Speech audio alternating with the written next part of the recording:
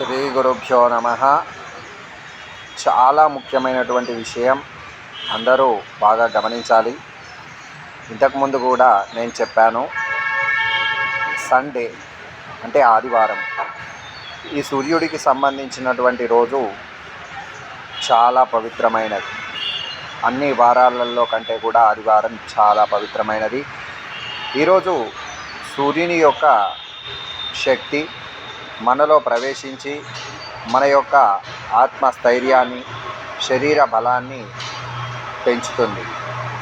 అయితే ఆ సండేను హాలిడేగా ప్రకటించి మనం ఆ హాలిడేని ఎంజాయ్ చేస్తూ లేటుగా లేవడం మరియు మధుమాంసాలు స్వీకరించడం ద్వారా మన యొక్క ఒంట్లో ఉన్నటువంటి శక్తి కోల్పోయి శారీరక దృఢత్వాన్ని కూడా కోల్పోవడం జరుగుతోంది.